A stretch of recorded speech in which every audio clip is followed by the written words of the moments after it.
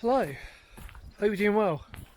So today, in this adventure of ours, we're looking for probably one of the most amazing structures that you can find within Surrey that is for World War II. That's my opinion, obviously, of course it is. We're going in search of what they know as the Atlantic Wall. But you need to find out more information, don't you? But yeah, see you on the other side. Hopefully you'll feel more learned and we'll have an adventure. Shall we? Let's do it. Come on in.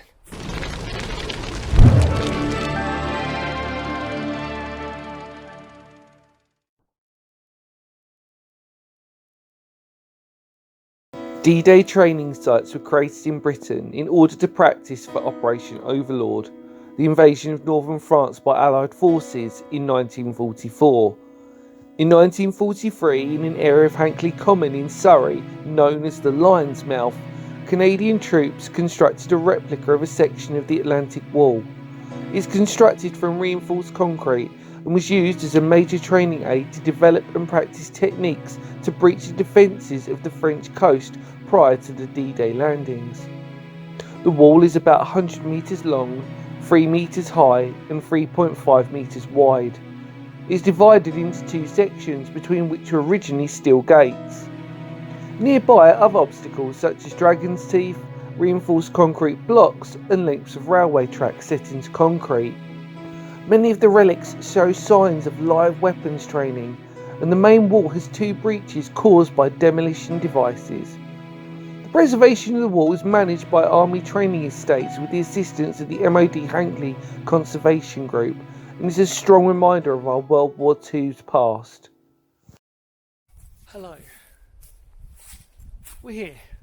Well, we're not here. We're on a little bit here. We're on the sort of boundary wall, which has seen clearly better days as it stretches along with all these indentations of, you can imagine what, explosives and just your average training. But looking down, you can see the actual Atlantic Wall proper, we'll say. It's down there. It really is one of these sort of hidden secrets of World War II, especially in Surrey. You know, we underestimate the fact of that it's bunkers and it's pillboxes and it's all these other things, but actually the men had to train, didn't they? They had to train for the eventual reality that they were going to go across into Europe. And the other strange thing about this, which I always find very weird, is that where we are straddling MOD land. So as you're walking around, you are constantly reminded of the fact that at some point the MOD, Ministry of Defence, might use certain parts of this whole area for training. The other strange thing is that on the opposite side, on the side that we can look down where we face down, is a golf course. So on one side you've got MOD land, the other side you've got a golf course, which isn't uncommon.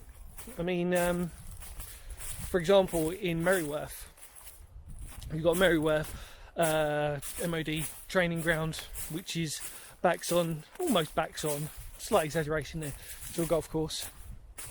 But scattered around here, I'm teasing you really, scattered around here are all these remnants. The most important, really kind of cool thing was the steel framing, which we'll have a look at later. You've also got dragon's teeth, which are here, these huge blocks in this dense woodland. Well, I say it's dense, it's beautiful really, the way that the trees are spaced out. As you can see, almost obelisk-like in the landscape. But yet somehow time has taken its sort of way with it, and it seems to sort of blend in so well, so that you look through and you can see these little blobs that sort of just look a little bit irregular in the landscape. Let's go to these dragon's teeth. I do apologise everybody, I'm teasing you massively with obviously the Atlantic Wall itself. But we've got to explore it, haven't we? We've got to go through all of this. We've got to look at it. We've got to embrace it, haven't we? It's a little bit windy now, but I think that's because really where we are with the wind's funneling through the trees. This sort of haunting manner that sort of like, you know, if you were here on a dark night and you encountered a tree like that, you might want to think twice about what direction you came in. But these are your generic dragon's teeth. The ones that, if you live in England, especially in Kent as well, Surrey, these will look very familiar to you. These pyramid-like dragon's teeth. Pretty much the reason why they were given their name.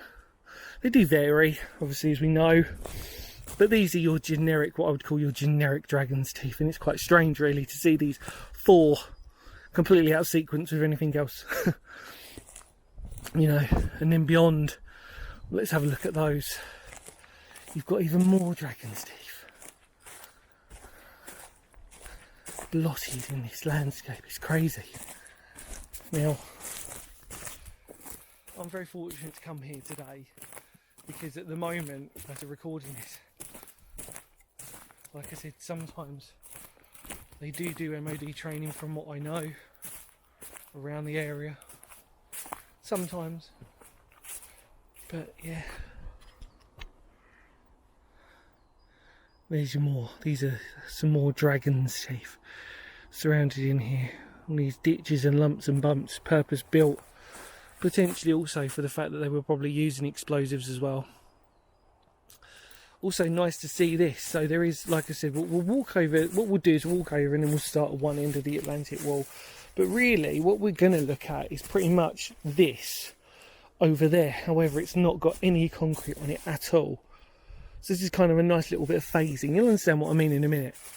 You've got these steel bars put in a lattice work in a cage and then the cement poured in to create this sort of shape. Everywhere at the moment is busy. Lots of walkers about. It's quite nice to see this place actually busy, which is great. And then obviously you saw the plaque, the Atlantic Wall of there. Yeah, let's keep walking.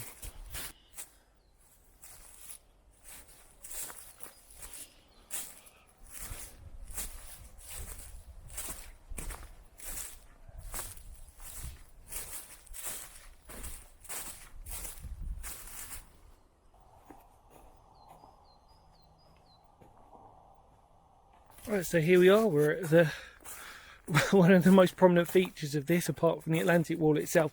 What they reckon is obviously that this was a frame. It gives you an idea of a frame of what they would be building these blocks with. So they probably put the concrete all over the top of that, and then you get this. That's what they assume anyway. This one's pretty much put into the ground permanently. So maybe they probably just stuck that in the ground, and then the idea was they would put the concrete over the top. Maybe. Obviously this one hasn't been used, but it probably is a great example of really what you saw over there with these, you know, this metal work, so solid. I mean, that's, you know, obviously it was built for purpose, wasn't it? But again, looking out, it's crazy, it's eerie. And then the shadowing of the Atlantic Wall there almost looks like a train carving through the sort of landscape, you know, like a cement caterpillar. There we go, there's an analogy for you, a cement caterpillar. But again, if you look at it, it gives you a great example of what this was all made up of, how thick it was. They really meant this when they built it. They really meant the idea that this was training, this was a proper exercise. This wasn't, they weren't messing about. You know, like I said, you know, there's not much that survives here, but that's not the point, is it? It's the point that it does. There's a plaque here, so we know it's not going to go anywhere, but over time it will eventually just sort of lose its shape, blend in more with the landscape, maybe, you know. But I want to climb it. I think we should climb it. Let's go. Come on.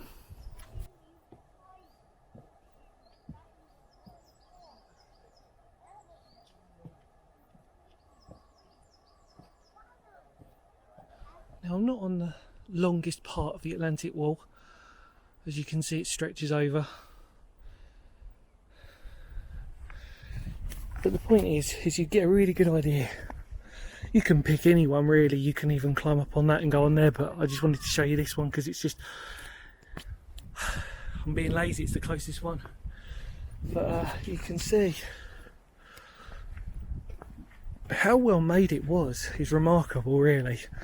And you do really have to come down on a day like this to really appreciate it. And what we should do really is we should get, this is going to look really odd to other people wandering around, we need to get at ground level to appreciate the construction of this, how beautiful it looks, and yet the irony that this was designed so these men who were training for this, they knew that this might be the last time they get to see sort of friendly allies before they stretch over into Europe and face a much darker foe. That wouldn't relent. We know the history, don't we, of World War II, but isn't it crazy to think that these soldiers here were training on this, you know, with a foreshadowing to come. Let's get up.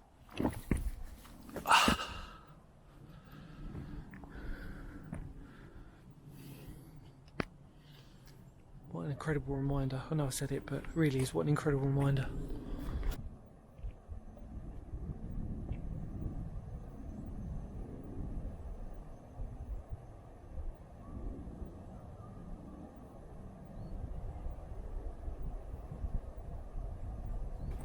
So I'm going to focus on the final part, probably the most emotional part really of the actual whole area, which is this plaque,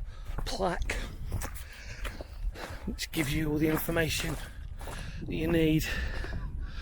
Obviously we've learnt this from our history lesson already, about 1943. German Atlantic anti-defences, we know this, we've seen this already, but dragon teeth, you know. But obviously there's always the poignant reminder that people come here in remembrance for those brave people who helped us, lest we forget. Actually a little couple of shells there, which is again another little sort of beautiful token of remembrance.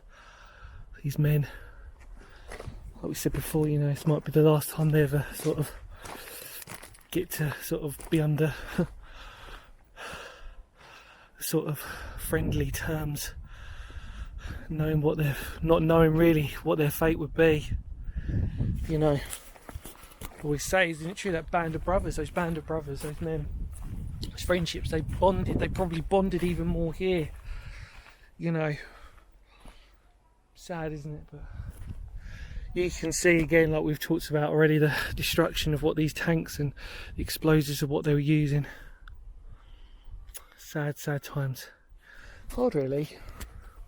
I don't know how I feel about this place in terms of, you know, it's a fantastic reminder, but whether it should be a reminder of happiness or sadness, in a positive state of mind I often think it should be a positive thing, because we're here now, we've got our freedoms, haven't we? We talk about these types of things, and it's these little things that we discover which make it so much more poignant.